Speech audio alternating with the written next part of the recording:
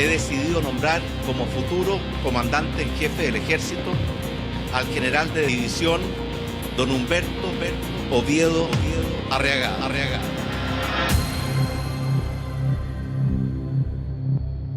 El ex comandante en jefe del Ejército, Humberto Oviedo, quedó detenido por el eventual delito de malversación de caudales públicos. Fue sometido a proceso por el delito de malversación de caudales públicos. En el marco del caso fraude al interior del Ejército. Más de 4.500 millones de pesos. El retirado general habría utilizado gastos reservados para fines personales como viajes, regalos y compra de bienes.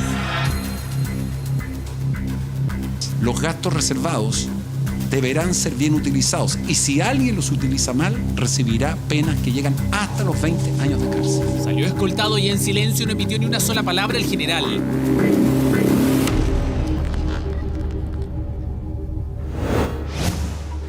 Muy buenas tardes, noches, bienvenidos al Informante. La situación de los dos últimos comandantes en jefe del Ejército, procesados por malversación de fondos, que estuvieron los dos detenidos, naturalmente generó mucho impacto. Los dos están en libertad bajo fianza y uno de ellos, protagonista de esta noticia, nos recibió en su hogar. General Humberto Oviedo, muy buenas tardes, gracias por recibirnos en su casa. No, bienvenido, muchas gracias a ustedes también por estar en nuestra casa. Quiero preguntarle, ¿a qué cree usted que se debe el hecho inédito de tener a los dos últimos comandantes en jefe del Ejército procesados y recientemente estuvieron presos, privados de libertad y acusados por manejos irregulares de dinero?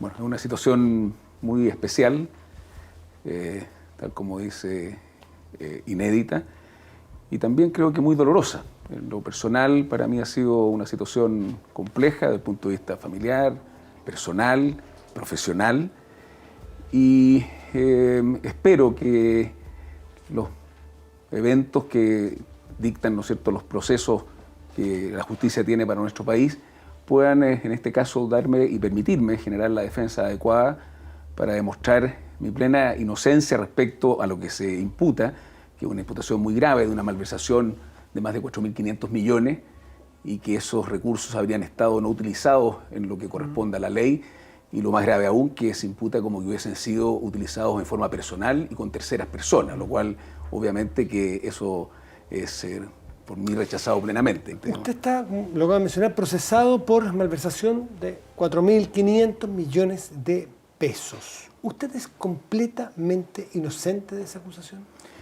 Ya la cifra parece como una cosa extraordinaria, ¿ah? Y lo más relevante, creo yo, de poder dar a conocer es que esos 4.500 millones no se condicen obviamente con el patrimonio que yo he acreditado en una auditoría contable independiente que fue justamente presentada en la libertad que yo hice a la Corte Marcial, en donde se ganó por 4 votos a 1 la primera vez que yo presenté. Y ese informe genera exactamente cuál es mi patrimonio, que ha sido corroborado con un patrimonio que está correctamente adecuado a las cosas que yo hice durante 43 años como empleado público y siendo militar desde los 15 años. Por lo tanto, la cifra no tiene relación, porque sería muy raro, ¿no es cierto?, no poder justificar 4.500 millones y que con ese estudio y con las propiedades que yo he dado a conocer en ese informe, obviamente que tengo la plena convicción que voy a poder probar que de hecho esa cifra yo no me hago cargo de ella porque está solventada y levantada sobre imputaciones y dichos de no documentos oficiales, y que si así fuese, esos recursos han sido utilizados en la institución, digamos. Vamos un poco al detalle, ¿le parece? Hay una declaración del general Sergio Humada Lavé, que entre otras cosas dice, comillas, toda la asignación de recursos será determinada por el comandante en jefe. Refiere que al principio, cuando el general le explicó sus funciones, una semana antes de que asumiera, que le asignarían 6 millones para gastos. Incluso dice que esos 6 millones mensuales a veces eran 8, hasta 10. Claro, eso ¿Usted desmiente al general? No, eso es efectivo. Es decir, y ahí estamos dándonos a conocer de un testimonio, que también tiene reserva, pero hay un testimonio y eso efectivamente hay que aclararlo. ¿Qué opina usted de ese testimonio del general? Las opiniones obviamente son de las personas que las dicen. Lo que sí yo puedo aclarar es que en el ámbito de la comandancia en jefe, la Secretaría General del Ejército es la que tiene la responsabilidad del funcionamiento de la comandancia en jefe. Yo fui comandante en jefe del Ejército, y eso es bien importante también aclararlo. Yo no soy comandante en jefe, uno no es comandante en jefe de la comandancia en jefe solamente, uno es comandante en jefe del Ejército. por lo tanto la Secretaría General, que tiene un general a cargo, él recibe recursos de funcionamiento presupuestario y también de recursos especiales para las funciones que requiere hacer, por ejemplo, en seguridad o atención de bilaterales con países extranjeros, etc. ¿Y a qué se destinaban estos depósitos de 6 millones de pesos?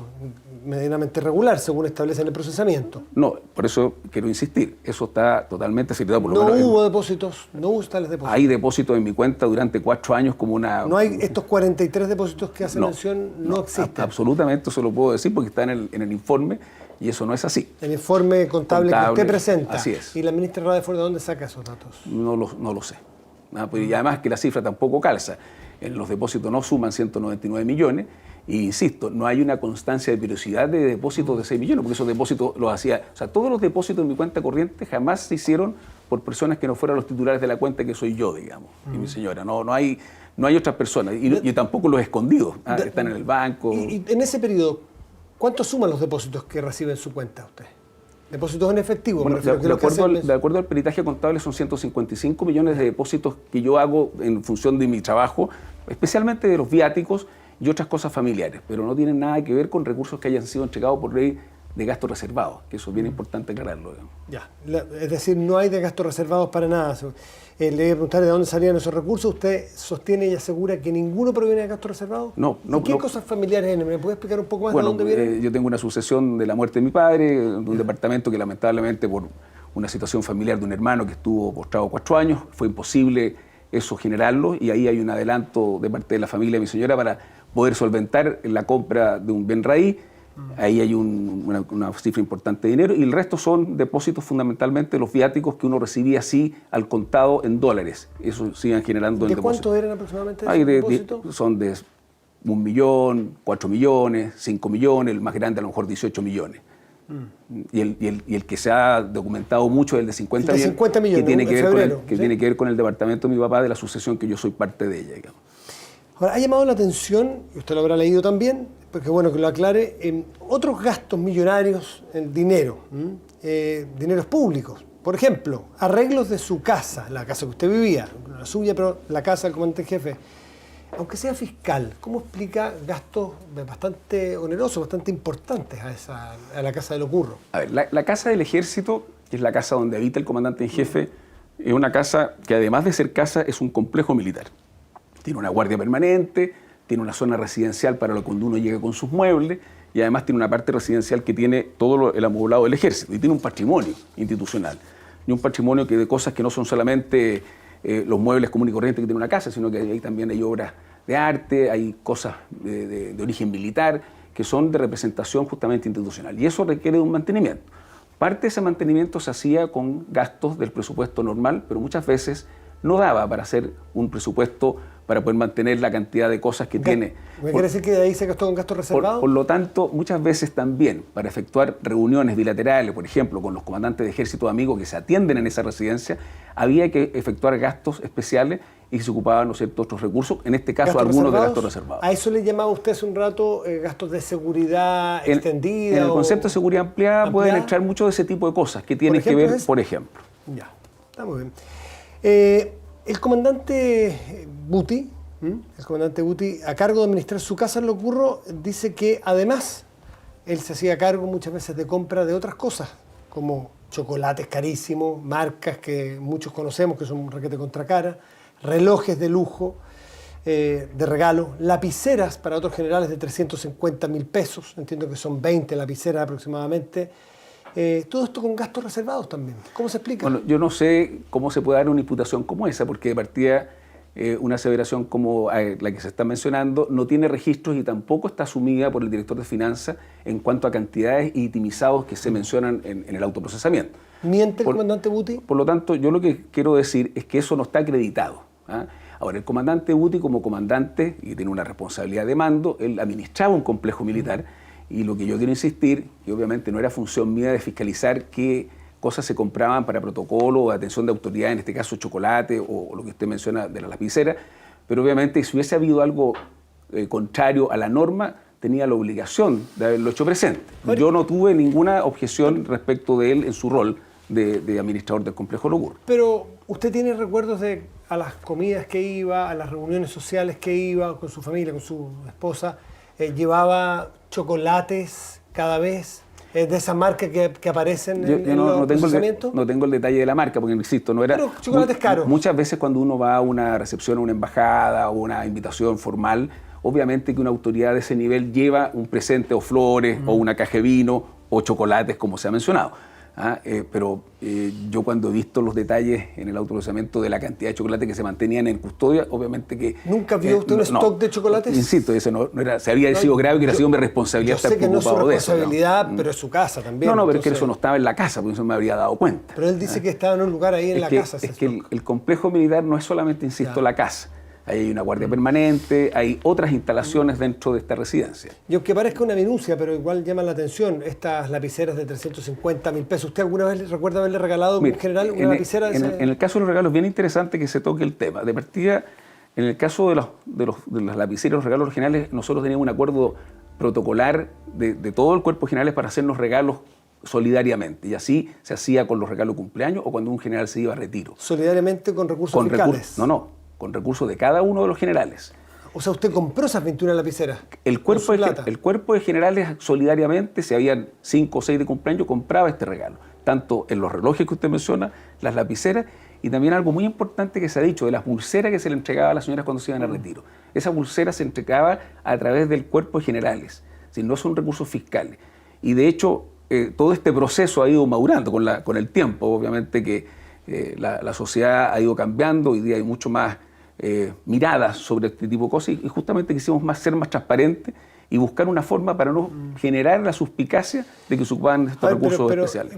Esos regalos solidarios entre generales, explíqueme bien quién financiaba eso finalmente. ¿Hacían un pozo? ¿Por qué no me lo explica? Se llama un acuerdo de casino, es decir, todos nos poníamos de acuerdo, el director de finanzas hacía del que administraba estos recursos y nos iba descontando a nosotros solidariamente cuando había uno de cumpleaños y las cuotas de retiro que más o menos aproximadamente son 9, 10 u 11 generales, se hacía este evento para poder tener el recuerdo. ¿Les descontaban por planilla? No, es un descuento que se hacía personalmente porque por planilla no habría... ¿Pero cómo se hacía materialmente? ¿Usted hacía un cheque? ¿Usted pasaba un cajero? Hoy día bastante más simple, se hacía una transferencia a la cuenta de él, digamos, donde él determinaba. Entonces era bastante más sencillo hoy día, digamos. ¿Todos esos regalos son con recursos personales de cada general? De esto que mencionamos, ¿sí? De los recursos de los generales, relojes, lapicera. Eso era con el aporte que hacíamos cada uno. Otros regalos oficiales, y ahí hay recursos tanto presupuestarios como aquellos especiales que yo le digo, por ejemplo, cuando se va al extranjero, muchas veces es muy difícil tener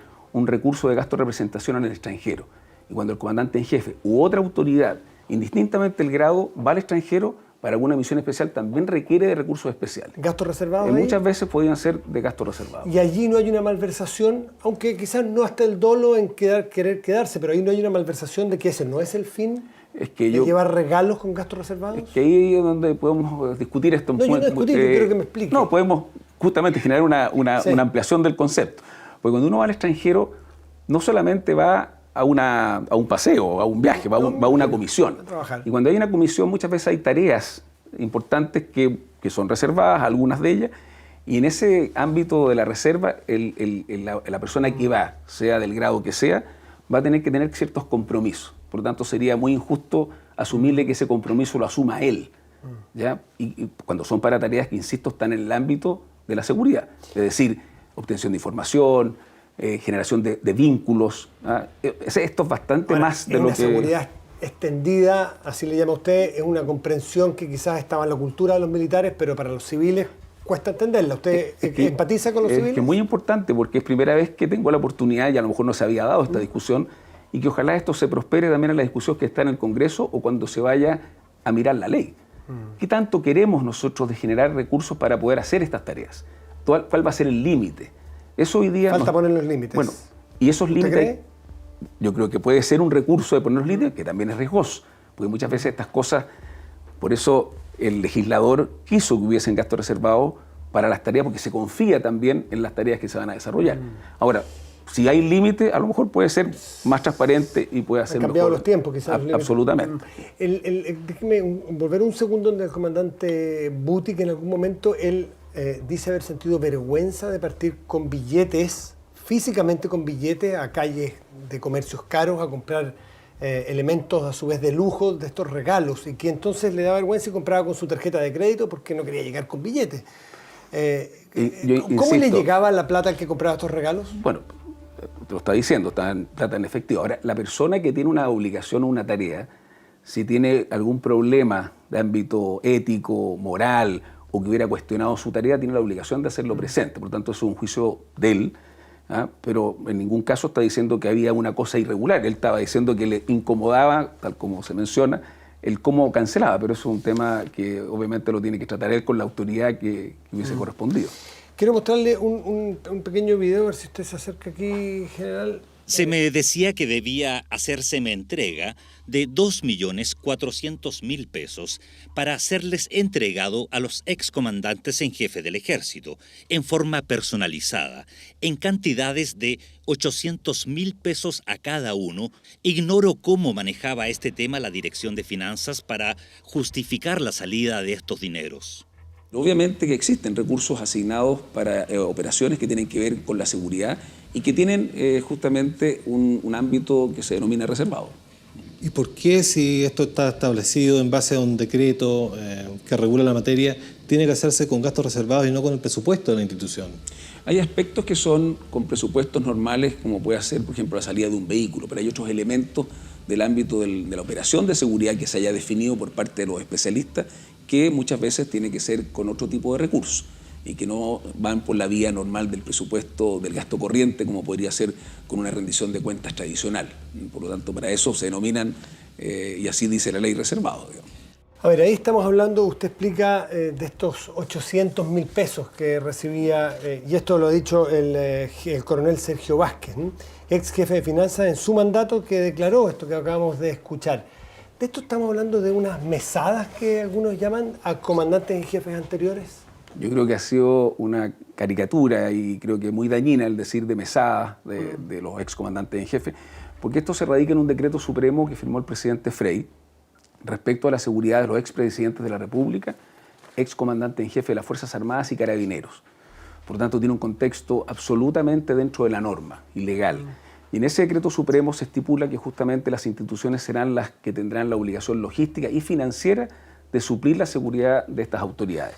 El mecanismo, y tal como está ahí en el video... ¿Cómo se genera siempre que tenga un problema de seguridad o es permanente y regular un sobresueldo, si se quiere, a un general comandante jefe retirado? Claro, ¿Para todos? Es siempre muy importante aclararlo que no es un sobresueldo, es una actividad que tiene que ver con una apreciación de inteligencia y que en este caso, de acuerdo a lo que incluso yo ahí mismo expuse, justamente creo que ¿sí? En el último periodo de mi mandato, me hice esa explicación en el mismo ¿sí? canal, explicando y explicitando de cómo era el procedimiento, sin esconder nada, todo lo contrario. Lo que sí, obviamente hasta ese momento, es un recurso que la seguridad de una persona que tiene ciertos riesgos se debe mantener en reserva y muchas veces las cosas que se ocupan para esa seguridad, tal como se explicita ahí, no todas pueden ser por el camino regular del presupuesto corriente. O sea, perdón, para entenderlo, siempre, todos los meses, regularmente, y todos los excomandantes en jefe reciben un sueldo de 800.000 pesos de parte del ejército. Hasta ese momento el procedimiento era así. El procedimiento en febrero del 2018, un mes antes que yo terminara de ser comandante en jefe, se cambió el procedimiento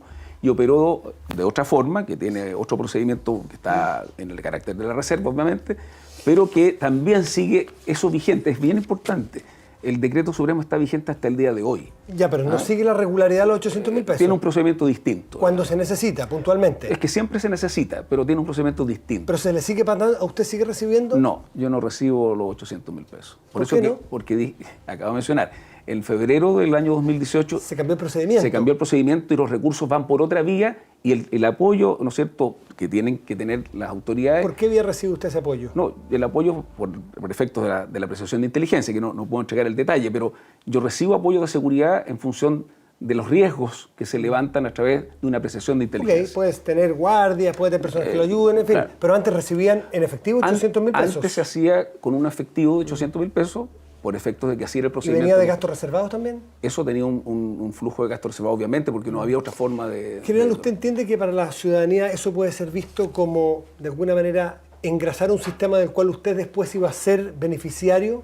Por eso es decir, ahí sí que habría enriquecimiento ilícito después Es decir, que me iba a llegar un sobresueldo, mi jubilación como general, y además 800.000 pesos de gasto reservado. Yo creo que es muy importante aclarar eso. Es decir, Por eso el decreto supremo tiene una connotación de ley, de un paraguas, ¿no es cierto?, que le da la posibilidad de que esos recursos puedan ser usados por la institución para beneficio de la seguridad de estas autoridades, que así se explicita.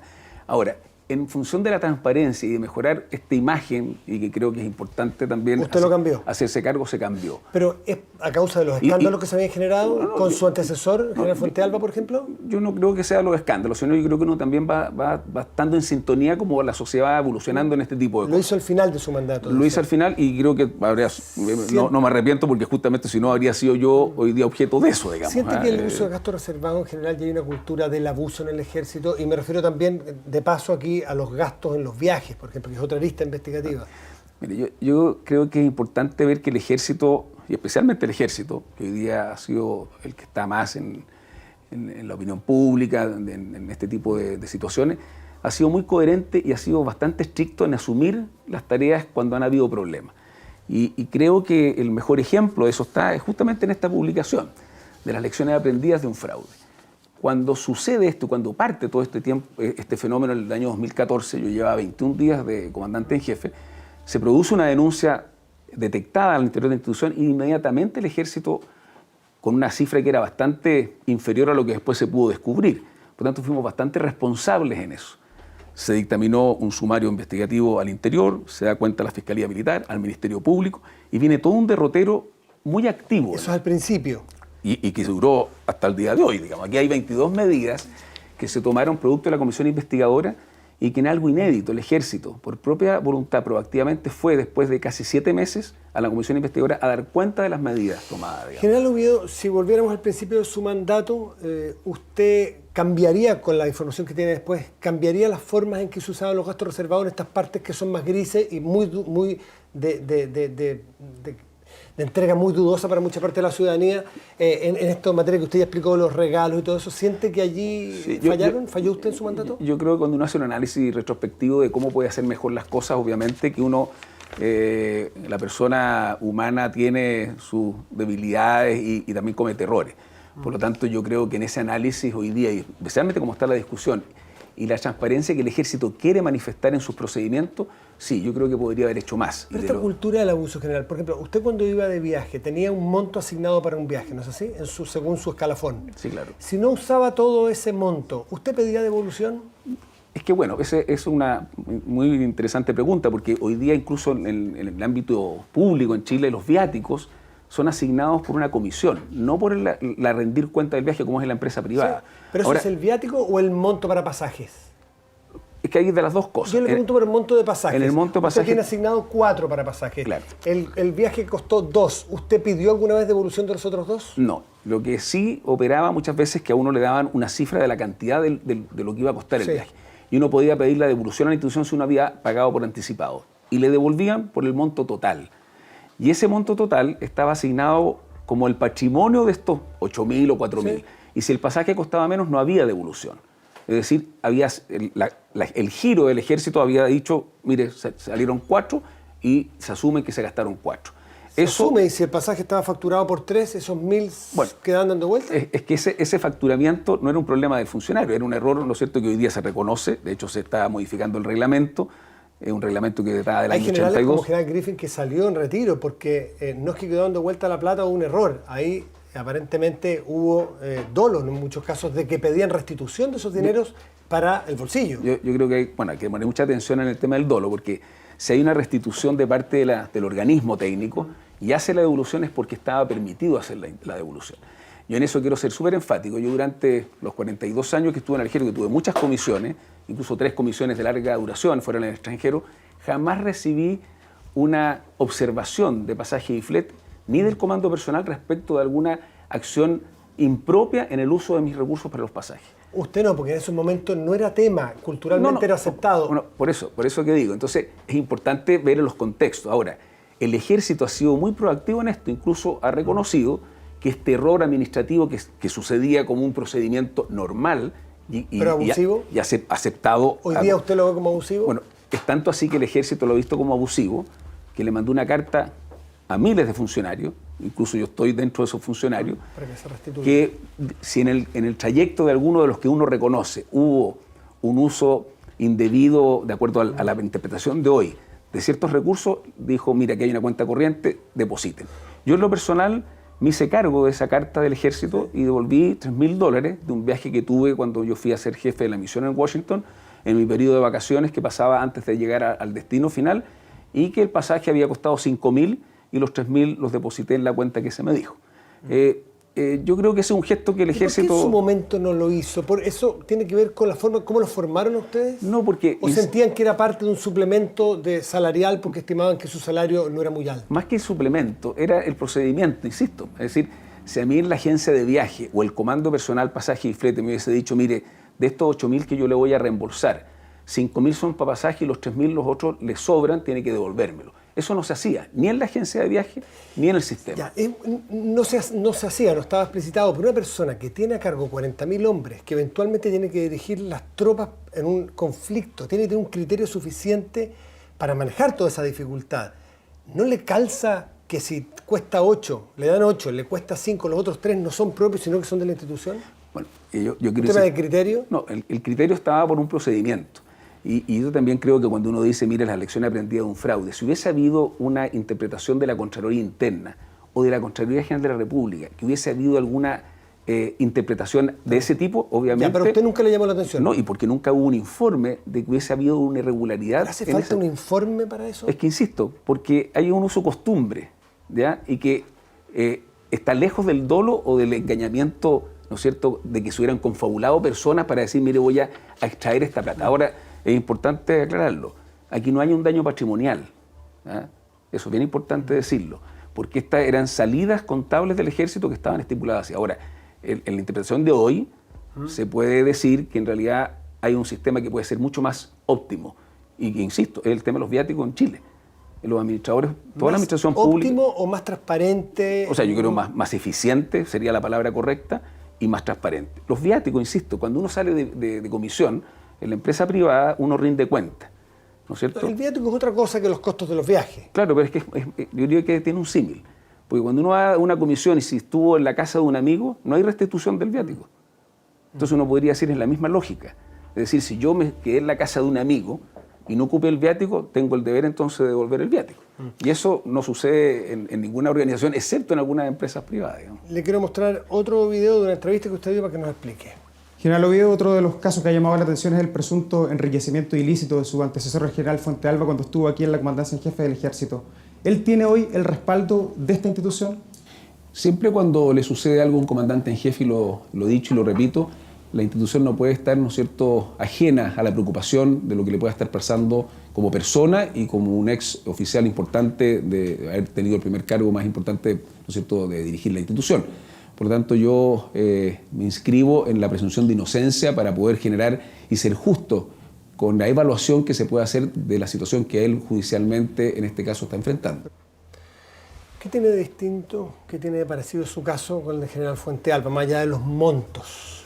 Bueno, no me corresponde a mí evaluar ni tampoco hacerme cargo de la situación que le pueda estar pasando a un excomandante en jefe. Yo creo que soy responsable de mi situación y debo responder por mi situación, creo que eso es lo que corresponde. Por lo tanto, no podría generar un comentario respecto de ello, sino adherirme a lo que dije en esa oportunidad, de que también toda persona debe ser respetada su presunción de inocencia y poder tener el justo juicio para poder entregar los elementos de prueba que en definitiva van a decir que... Uno de sus elementos de defensa pública ha sido que su patrimonio, según sus informes contables, calzan con los ingresos que tuvo en su carrera. En el caso del general Fuentealba, su patrimonio aparece bastante más elevado de lo que pudo haber recibido, que es lo mismo que recibió usted durante toda la carrera. Entonces, el que usted diga no me corresponde a mí, ¿no parece una defensa institucional? ¿No parece una defensa a un compañero de armas versus la ciudadanía frente al erario público? No, yo creo en eso, además de ser... ¿No hay una lealtad malentendida? No. Yo creo que toda persona merece el respeto respecto a la presunción de inocencia y que pueda generar los medios de prueba, porque yo no conozco el detalle de la estructura patrimonial del general Fuentealba y de lo que él ha puesto en su defensa. Por lo tanto, sería muy irresponsable y no sería ético decirlo, y menos generar esa comparación. General Oviedo, por último, El ministro Alberto Espina, ministro de Defensa, dijo que su caso daña la imagen y la confianza de la ciudadanía en el ejército. ¿Qué opina?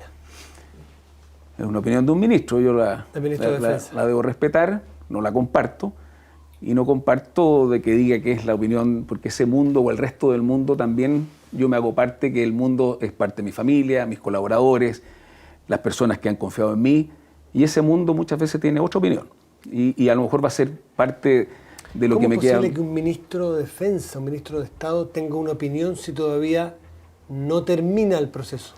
Todavía no hay una condena o no hay una sentencia, ni inculpatoria ni sancionatoria, de inocencia. Se responde por sí solo esa misma pregunta. Yo creo que no es. Usted, ¿por qué lo hace, ministro? Yo creo que hay, ¿no es cierto?, una falta de generar lo que hemos dicho en la entrevista, de asumir que las personas tienen el resguardo al debido proceso y hay que ser conscientes también de la presunción de inocencia. Yo creo que eso no es prudente. ¿El ministro no respetó su presunción de inocencia? Bueno, lo que está diciendo, que yo no lo había visto, efectivamente. O sea, uno tiene que ser más prudente en ese tipo de comentarios, porque, insisto, la herida no es solamente a la persona.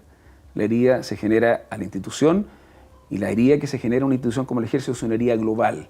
Y es muy peligroso para los tiempos que estamos viviendo. Yo creo que no nos merecemos eso, digamos. Ahora, siendo autocrítico, usted puede decir también que algunos comportamientos de esa forma de comprender las cosas, de la utilización a veces no del todo clara, prístina, en los usos de gastos reservados, ¿se hicieron ustedes mismos daño al propio ejército o solamente la gente de afuera le hace daño al ejército? No, yo creo que en estas lecciones aprendidas del fraude nos hacemos cargo de las acciones que no fuimos a lo mejor sumamente diligentes o oportunos del cambio cultural de generar justamente ese tipo de cambio. Por lo tanto, efectivamente, yo me hago cargo de eso. De la autocrítica del daño que ustedes mismos le hicieron absolutamente, al ejército. Que uno puede haber hecho mucho más. Y creo que el proceso de reflexión que está haciendo hoy día de transparencia en la institución, yo creo que va a ser pionero dentro de los organismos de la administración pública. General Oviedo, muchas gracias por recibirnos en su casa. No, gracias a ustedes. Muy bien. Gracias.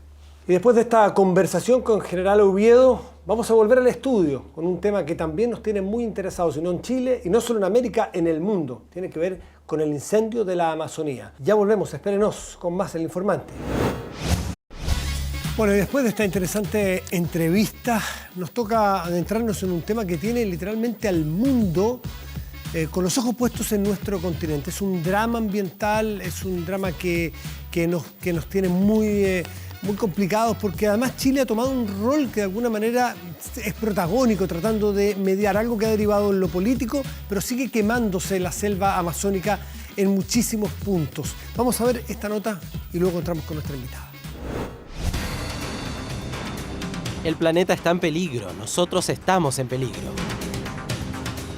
Granizo cae a raudales, fuera de todo cálculo, su tamaño el de una pelota de golf. Alcantarillas colapsan, aguas servidas emergen por inodoros. La alerta se posa sobre Madrid y la lluvia deja huella. En solo 20 minutos, la precipitación es de 57 litros de agua por metro cuadrado. Luego el caos.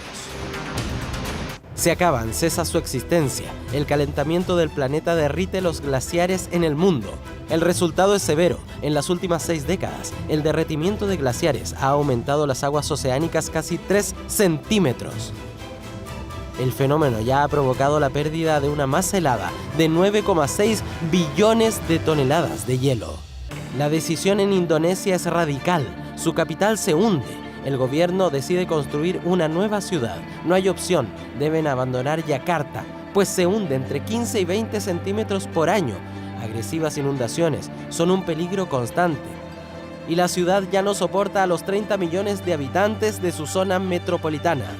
El mundo se seca. En Sudamérica, temperatura continental llega a aumentar hasta 0,2 grados y olas de calor en un Chile seco hacen que de los 2,5 millones de hectáreas incendiadas en 35 años, el 30% se registre solo en los últimos 3 años, alcanzando en 2017 más de 570.000 hectáreas calcinadas. La sequía en Chile llega a extremos alarmantes. Solo en la última década, lluvias en el centro del país han descendido un 40% anual y en 2019, hoy, el déficit supera el 80%. Todo mientras 10.000 focos de incendio atacan sobre el África subsahariana, degradando el aire por el humo de esas hogueras gigantes. tan gigantes como las que a la par golpean al mayor pulmón verde del planeta. Y es que el Amazonas arde.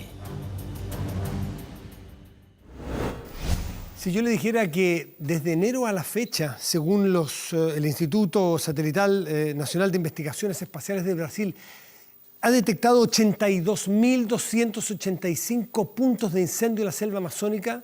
Bueno, es un drama, pero recién ahora estamos impresionándonos porque hoy se está viviendo una crisis especial. Vamos a conversar con Flavia Liberona, que es la directora ejecutiva de Terram. Flavia, ¿cómo estás? Muy buenas noches. Muchísimas gracias por estar aquí. Gracias en por El Informante. El mundo se volvió de repente a mirar la selva amazónica porque hay aproximadamente 2.000 focos, pero hay 82.000 en el año. Es decir, esto es un tema que hace rato viene produciéndose. ¿Cómo ves tú lo que ocurre en este momento allí? Bueno, hay varias formas de mirarlo. Yo creo que lo que está ocurriendo sin duda es un drama. Lo que se está quemando básicamente corresponde a lo que uno llamaría la frontera agrícola, que en el fondo es selva que ha ido siendo desmontada o talada para abrir paso a la agricultura. Este es un proceso que viene más o menos de los años 70 y se ha ido intensificando en la medida que se instala el modelo de producción a gran escala de soya y por lo tanto desde el 2004 hacia adelante se intensifica este modelo. A ver si podemos pedir a la sala de dirección que nos pongan una gráfica para poder conversar sobre el mapa de esta parte de nuestro continente. Señora directora, ahí muchísimas gracias. Aquí lo vemos. Esto es lo que tú le llamas, que me llamó mucho la atención el término, la frontera agrícola. Claro, porque en la Amazonía se abren rutas, digamos, para justamente que los productores, primero ganaderos, los pueblos indígenas, pequeños campesinos, habían quema y circula, pero de repente llega el tema de la soya transgénica, que entra en Argentina, entra en Brasil, y ahí empiezan las grandes quemas en este modelo, en un lugar además donde cuando tú desmontas, quemas, el suelo es muy frágil, es un suelo, entre comillas, de mala calidad, por lo tanto no es un suelo bueno para la agricultura, resiste pocas rotaciones, por lo tanto ahí va quedando un suelo desnudo. Y lo que hoy día se está quemando son pedazos de estos espacios que se habían abierto y que en el fondo son bosques valiosos porque permitirían reforestar pedazos que ya habían sido depredados. Y eso es lo grave de esta situación. Con estas cifras estamos trabajando ahora. Hay más fuentes que a lo mejor pueden variar un poco, pero todas las fuentes indican más o menos que 6,7 millones de hectáreas se han quemado. Y esto es lo que en este momento, fíjese que es lo de Bolivia en este momento, 1 millón de hectáreas, 35.000 en Paraguay y los últimos 3 días en Brasil, 500.000 hectáreas. Claro, no hay cifras oficiales para Brasil, pero si uno mira los datos que han ido saliendo, obviamente está por sobre el 1 millón de hectáreas quemadas. Hay que pensar que en el mega incendio que tuvimos en Chile se quemaron 480.000 hectáreas. Aquí estamos hablando de millones. Aquí es bastante más, digamos. Exactamente. A ver, ¿cuál es el impacto? Primero, ¿cómo en esta selva tan húmeda de lo que conocemos de ella puede prenderse fuego? Siempre se dice que casi 100% del fuego es obra del hombre. ¿Tú estás de acuerdo con eso, no? Absolutamente. Aquí hay fuego, el fuego es obra de la actividad humana, ¿ya? Y en el caso particular de estos incendios, porque en la selva amazónica siempre hay incendios y si uno mira los datos para cada uno de estos países, permanentemente se han ido quemando pedazos, pero en el caso particular de Brasil, se piensa, hay un proceso de investigación que lleva una jueza en Brasil que fueron concertados, o sea que hubo un incendio que personas se concertaron para prender fuego al mismo tiempo y eso es parte de una investigación, por lo tanto sería súper grave que eso fuera así. Claro, es cosa de ver que hay 2.000 y tantos focos activos, 82.000 focos durante este año, esos no son de generación espontánea. Pero las lluvias, porque aquí es un microclima, no será micro, es bastante macro en general, pero hay un clima propio de la Amazonía que produce lluvias allí mismo y eso debiera ir apagándolo, pero allí también hay sequía.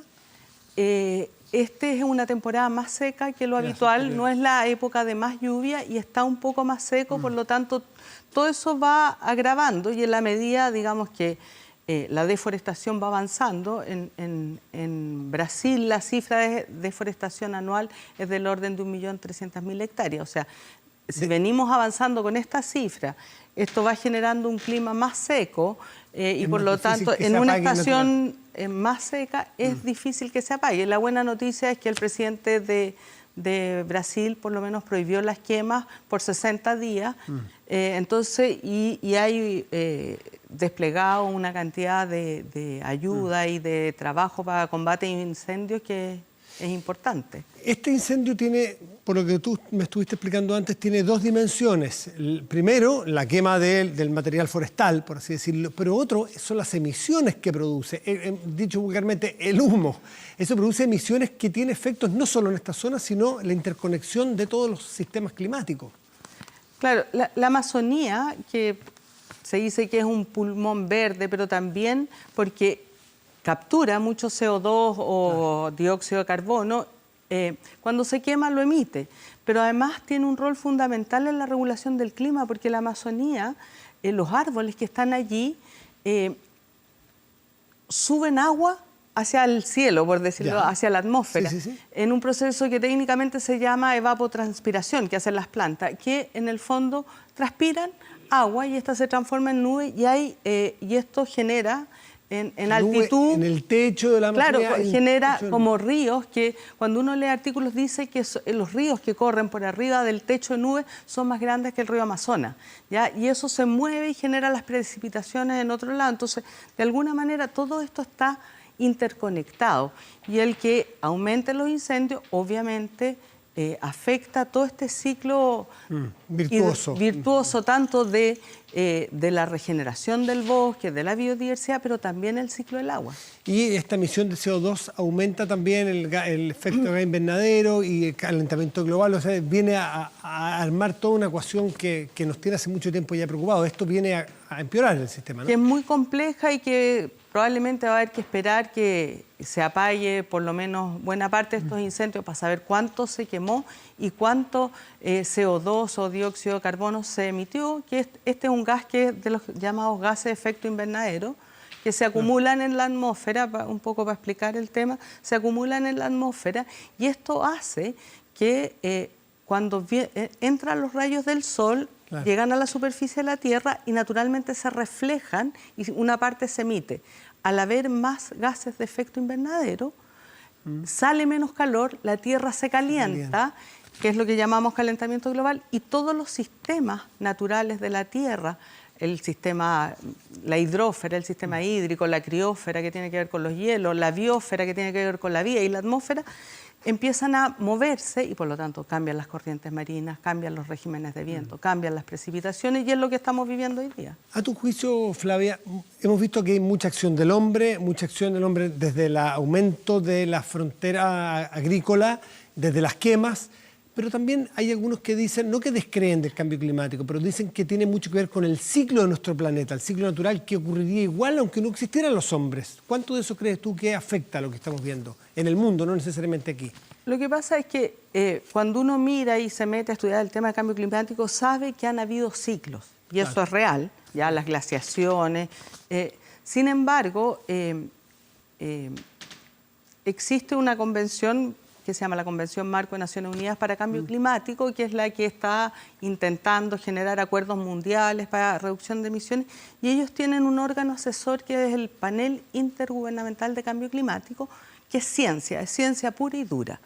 Y la ciencia pura y dura dice que desde 1750 hasta ahora hemos aumentado las emisiones con un casi 99% de certeza que esto se debe propiamente a la actividad humana. Del hombre. Entonces, ahí no hay duda, o sea, ahí no hay duda, la ciencia lo está diciendo hace rato, desde el año 2007, antes lo dijeron, pero ya con fuerza desde el año 2007, el IPCC viene diciendo que esto es producto de la actividad humana y que tenemos que cambiar nuestras formas de vida. Flavia Liberonas, miembro del Consejo Asesor Presidencial COP25, además de la directora ejecutiva de Terran, te agradezco mucho por venir a compartir tus conocimientos para entender más este drama que nos tiene a todos un poquito sin dormir, esta tremenda selva amazónica bajo el poder del fuego. Gracias, Flavia, que estés muy bien. Gracias por invitarme. Bueno, y ahora vamos a mirar la otra parte que la hemos visto en los diarios, porque en los diarios hemos visto, o en la televisión, en la radio, hemos visto los incendios, pero hemos visto una pugna política, geopolítica. Esto parte en el G7 en Europa, en Biarritz, Francia, y Bolsonaro peleando y diciendo prácticamente que tienen que pedirme disculpas por cosas que le dicen a mi mujer si quieres que Brasil debe tener un presidente a las alturas, pero el presidente brasileño sostiene que no va a recibir la ayuda que le da el G7 para apagar los incendios.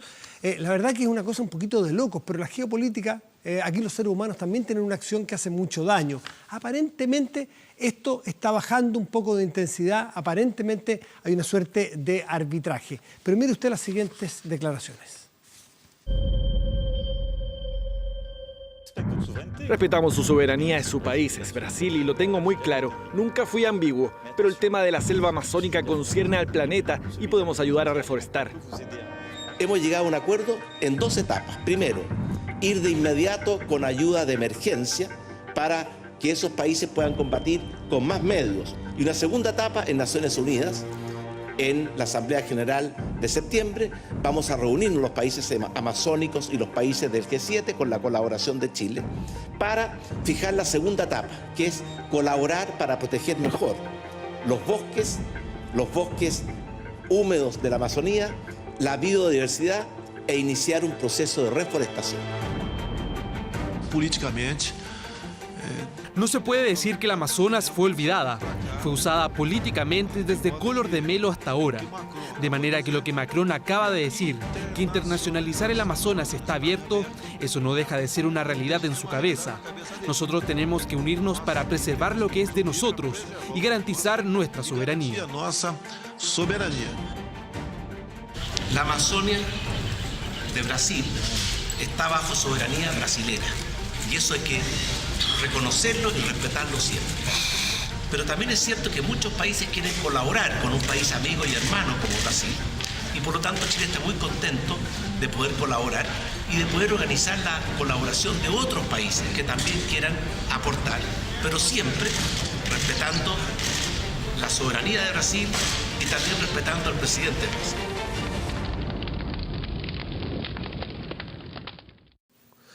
Y como podemos ver, el G7, esta reunión de las economías más industrializadas del mundo, con Chile de invitado especial por el presidente Macron, fue absolutamente cooptada, tomada por el incendio en la Amazonía. Y bueno, y con este país que se llama Chile, que está a la orilla de un mapa, un país chico, que le tocó un papel a su vez especial de una suerte de arbitraje o intento de mediación en una discusión que se armó muy fuerte entre Macron y Bolsonaro, como usted pudo ver. Está con nosotros Fernando Estensoro, es el analista político de la Universidad de Santiago. Fernando, gracias por estar aquí, muy buenas noches. Muy buenas noches, gracias. Además viene llegando de Brasil presentando su libro, así que está más a caballo sobre el tema aún. ¿Cómo logra este tema tomarse el G7, un tema que está tan lejano geográficamente a lo que allí ocurre? Bueno, esto tiene 2 dimensiones.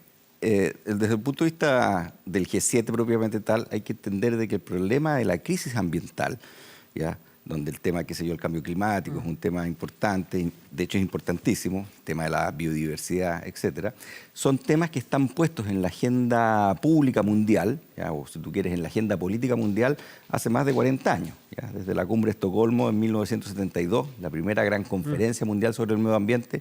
Ahí se dijo, existe una crisis ambiental global, es gravísima, y se llamó a todos los pueblos a combatirla. Y desde esa época en adelante, ¿no es cierto?, este tema es parte de la agenda política mundial. Este es un tema que ha venido empeorando, ¿no es cierto?, en las últimas décadas. En vez de alcanzar acuerdos, cada vez hay mayores desacuerdos. Estados Unidos se ha salido 2 veces del tema de combatir el cambio climático, ¿ya?, primero con George Bush hijo y ahora con Donald Trump. Entonces, y es uno de los países que es uno de los mayores responsables de la crisis ambiental que está viviendo la humanidad. Entonces, este es un tema que, en el fondo, ¿qué es lo que estamos discutiendo? Estamos discutiendo de la supervivencia, ¿ya?, de los seres humanos ¿no es cierto?, sobre este planeta que es el único que tenemos. Entonces esto hace mucho rato que dejó de ser un tema ecológico propiamente tal. Tiene una dimensión ecológica, pero su principal dimensión es geopolítica. Es política y es geopolítica, porque estamos hablando de supervivencia de los seres humanos. Entonces, en esa perspectiva, que se esté quemando una de las zonas clave, ¿ya?, para el funcionamiento ecosistémico del planeta, es un problema, ¿no es cierto?, que ya no solamente, como te digo, interesa a los biólogos, a los ecólogos, sino que también interesa al Pentágono, a los generales, etc. A todos les afecta, tiene externalidades para todo el mundo. Ahora, pero externalidades estratégicas, a eso me refiero, ya que son las menos tratadas, pero son una de las más influyentes. Surgió una duda allí que para algunos es meramente de lenguaje, pero yo creo que tiene que ver mucho con la política y con la actitud que tomó Brasil cuando le ofrecieron 20 millones de euros o de dólares, no recuerdo bien. De dólares. Fue cuando alguien pone sobre la palestra la posibilidad de que Brasil no es capaz de hacerse cargo de esto y que va a ir a la comunidad internacional. Así es. Y sabemos que Bolsonaro, que es más bien nacionalista, vio allí peligrar su soberanía. Sí. Entonces ahí entramos en un tema distinto al ambiental. Así es. Por eso te digo, vuelvo a mi planteamiento que te quiero decir. El tema ambiental, ¿ya?, es un tema político, ¿ya? Tiene dimensión ecológica, pero es un tema político y la solución es política. Y no solamente es político, sino que es geopolítico. Estamos hablando de espacios, de territorio donde vive el ser humano y que determinadas acciones sobre ese territorio te pueden conducir incluso a poner tu seguridad, tu supervivencia en riesgo, ¿ya? Ahora, este tema hace mucho rato, ¿no es cierto?, que está puesto como en esta perspectiva analítica y efectivamente la Amazonía, ¿ya?, cerca de casi 7 millones de kilómetros cuadrados, es un territorio riquísimo, ¿ya?, en recursos naturales de partida, recursos naturales que son fundamentales para el funcionamiento de la sociedad industrial, ¿ya?, y fundamentales para que funcione la alta tecnología del primer mundo, de Japón, de Estados Unidos, de la China, hoy día de los países que son los que demandan y compran estos recursos naturales. En segundo lugar, es la mayor concentración de biodiversidad del planeta, ¿ya? O sea, la lucha contra las enfermedades es producto de la biodiversidad del planeta. O sea, se saca de la naturaleza que después las empresas tecnológicas las patentan y te las venden, ¿no es cierto? La stevia, por ejemplo, esta cosa que ya es una planta de la frontera, entiendo, ¿no?, de la frontera amazónica, Paraguay, sí. Claro, ya del Paraguay y de Bolivia, ¿no es cierto? Que por supuesto los paraguayos y los bolivianos jamás han recibido un peso, ya, pero de los miles de millones de dólares que han ganado las farmacéuticas cuando procesaron la stevia y se transformó en la reina, ¿no es cierto?, de la cocina, etcétera. Ya. Entonces, tienes toda esa dimensión. Y eso es fundamental para que subsistamos. Y además, como explicaban, el funcionamiento ecosistémico, ¿no es cierto?, de la Amazonía, capturadora de dióxido de carbono y emisora, ¿no es cierto?, de Entonces no le van a permitir, lo que pretende la comunidad internacional decirle a Brasil, no le vamos a permitir que usted... Lo que te quiero decir, o sea, lo que te quiero, es un sector del planeta fundamental para que funcione ecosistémicamente el planeta, ¿ya? Desde esa perspectiva, hace mucho rato, hace más de 100 años, ¿ya?, que las potencias centrales, en tiempo de la Primera Guerra Mundial se llamaban potencias centrales, después se conoció Primer Mundo, hoy día se habla de Norte Global, que se quieren apropiar de la Amazonía. Te pongo un ejemplo. O sea, la amenaza a la soberanía es real. Bueno, pero viene una pugna que Brasil puede decir, equivocadamente o no, bueno, yo quiero explotar este espacio. Sí, ahí voy. El tema, te voy a poner un ejemplo. Theodore Roosevelt, ya comienzo de la Primera Guerra Mundial, ya, dijo que el Mississippi, bueno, sus geógrafos, sus agencias especializadas dijeron que el Mississippi, ¿no es cierto?, que desembocaba en el Caribe, en el mar Caribe, ya, pues, iba por debajo del mar y reflotaba en el Marañón. Por lo tanto, la cuenca del Amazonas era la continuación de la cuenca del Mississippi y por lo tanto Estados Unidos tenía derecho a reclamar territorialmente esos territorios. Eso te lo pongo como ejemplo. O sea, como esto es tan importante, Brasil, después de que este tema se puso, de la crisis ambiental global, se puso en la agenda política mundial, Brasil tomó la vanguardia de este tema y por algo se hizo la segunda gran conferencia en Río de Janeiro. No se hizo en Nueva York, no se hizo en Londres, se hizo en Río de Janeiro, porque Brasil dijo, no, nosotros nos ponemos a la vanguardia de este proceso. Cuidando su soberanía. Para cuidar su soberanía, exactamente. Entonces, ese tema ha estado presente ya en el debate geopolítico, que en esta mirada que te digo ya ha estado presente. No es tan conocida, pero a nivel de especialistas es muy conocida. Ya, estos incendios hacen que la pongan en la prensa. Entonces, la vuelve a poner en la prensa. Entonces, por otro lado, hay una pugna ideológica entre Macron y Bolsonaro.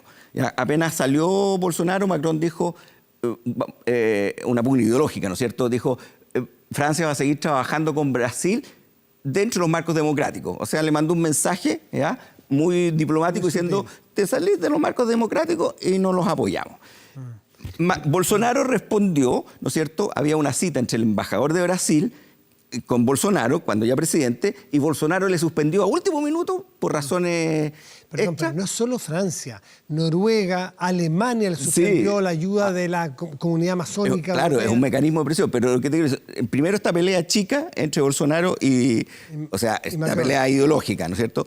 Y entonces Bolsonaro le suspendió la reunión al embajador francés y se fue a cortar el pelo y subió en Twitter cortándose el pelo. Entonces tú entendés, ya Macron, y Macron señales. Entonces ahora, si tú quieres, se la vuelve a cobrar con el G7 por los temas de los incendios. El tema de los incendios son reales, obedecen el aumento de los incendios hay hace mucho tiempo, el aumento de los incendios obedece a políticas irresponsables que se han tomado por parte del gobierno de Bolsonaro, ¿ya?, dicho por los propios cuerpos políticos del Brasil, ¿no es cierto?, este aumento, ¿no es cierto?, y viene y se puso nuevamente entonces esta disputa en la palestra. Y más encima Bolsonaro reacciona con esta suerte de soberanía bastante, si tú quieres, criticable. Nadie está discutiendo la soberanía, pero también se tiene que hacer responsable y, ¿cómo se llama?, continuar con las políticas de protección de todos los gobiernos anteriores de Brasil desde hace 40 años. Exactamente. Flavia antes nos explicaba que esto no partió con las políticas de expansión de la agricultura, Lo que no pasa partió es que con esto se Bolsonaro. incentivó, ¿ya?, desde hace, desde Él en su campaña, el aumento con respecto al año pasado de los incendios en Brasil es de un 83%. Exactamente. O sea, desde el momento en que llegó el gobierno de Bolsonaro, esto se disparó. Fernando Tensoro, hagamos una pausa, ya volvemos y seguimos hablando sobre el papel que Chile le ha tocado jugar y qué puede suceder allí. Pausa y volvemos en El Informante.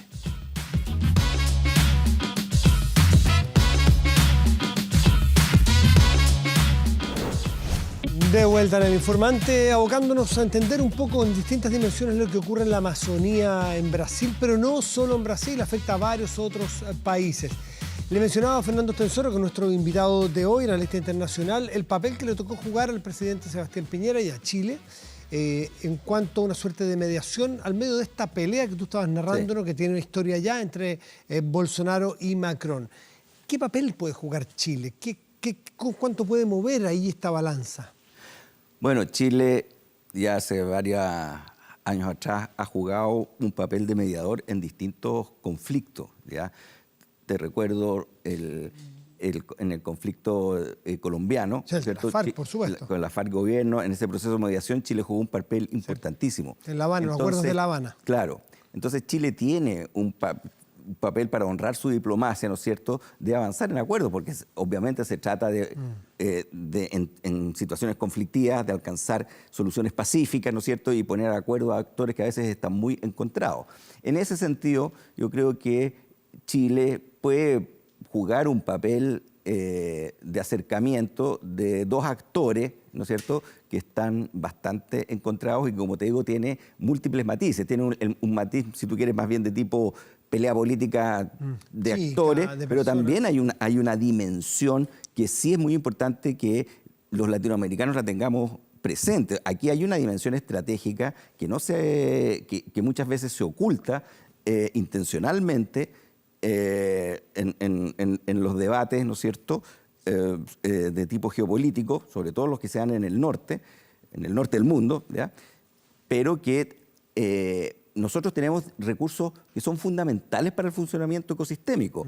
La Amazonía, como tú dices, tenemos recursos fundamentales como el litio que son claves para el cambio de malla fósil a una malla algo más limpia.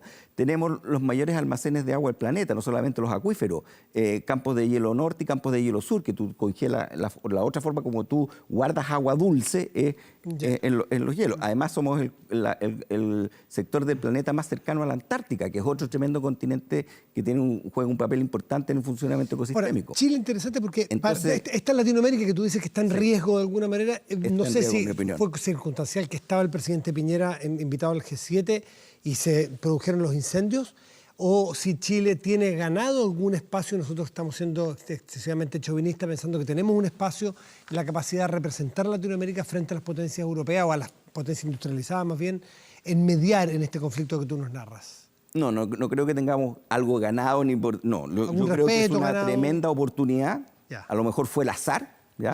Porque fue circunstancial, porque también han existido críticas a otros funcionamientos del gobierno en otros conflictos, como en el caso venezolano, como fue lo que ocurrió últimamente, ¿no es cierto? O sea, lo que te quiero decir, no estoy haciendo ningún tipo de juicio, ¿no? Lo que te quiero decir es que creo que hay una tremenda oportunidad para que Chile potencie su rol de país mediador, porque también es un reconocimiento a una seriedad, a una capacidad, ¿no es cierto?, de alcanzar acuerdos, y que finalmente de lo que se trata es de avanzar en soluciones pacíficas. ¿Y es el año de la COP25? Es el año de la COP25 que se va a hacer acá en Chile también. Claro. Entonces tenemos un tremendo espacio para aportar a soluciones de situaciones conflictivas que van a seguir. O sea, los conflictos no van a desaparecer. Pero hay dos formas de solucionarlo. Una es dialogando, y ahí podemos... Y allí es donde se va a poner la presión sobre el presidente Piñera de aquí en adelante, que ya empieza a vislumbrarse, que es por qué Chile no firmó el acuerdo de Escazú, por qué no ha estado en estos convenios internacionales de medio ambiente. Y por otra parte, esta organización del COP25, Chile como garante o árbitro en esta disputa entre el G7 y Brasil. Así que estamos muy expectantes de lo que queda geopolíticamente hablando, porque con Flavia ya hablamos lo que tiene que ver con lo ambiental. Fernando Tensoro, analista internacional de la Universidad de Santiago, muchas gracias por estar aquí en El Informante esta noche. Muchas gracias por la invitación. Y nosotros nos despedimos hasta la próxima semana con más invitados de este nivel interesantísimos que tienen que ver con la actualidad, que tienen que ver con las noticias, pero mirada desde sus protagonistas. ¿Cuál es la mirada humana? ¿Cuál es la mirada política? ¿Cuál es la mirada económica, ambiental? El Informante siempre en su casa. Muchas gracias, muy buenas noches. Gracias por venir.